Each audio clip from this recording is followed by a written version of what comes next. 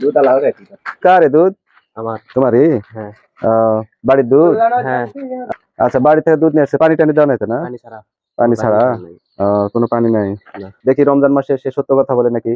তো এই দুধ পরীক্ষা করার জন্য আমার কাছে একটা মিটার আছে, এটা ল্যাক্টোমিটার বলে। এটা দুধে পানি আছে কিনা সেটা দেখার জন্য। অনেকে রোজার মাসে এই দুধ নিয়ে প্রতারণা করে এবং উচ্চ দামে সেটা বাজারে বিক্রি করে। দুধ দেখা যাক এখানে পানি আছে কিনা, আমরা এই মিটার দিয়ে চেক করবো। ধরো দেখি, এটা খোলো, বোতল খোলো। এখানে লেখা আছে মিল্ক।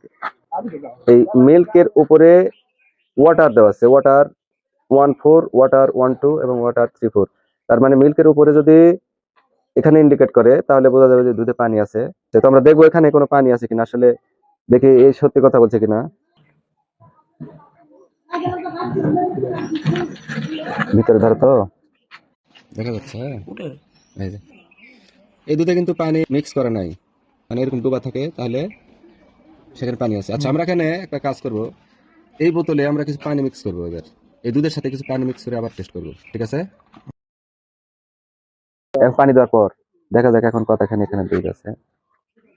ওরে বাবা, এই যে দেখছো, এই যে এখন কিন্তু যেখানে দুধের লেখা ছিল, দুধে যে লেখা ছিল এখানে মিল্ক, আগে কিন্তু এই পর্যন্ত ছিল, যেখানে এই দুধে পানি ছিল না। কিন্তু পানি মেশানোর পরে এটা লেভেল কিন্তু অনেক উপরে চলে আসছে, এই যে প্রায় ডুবে যাচ্ছে।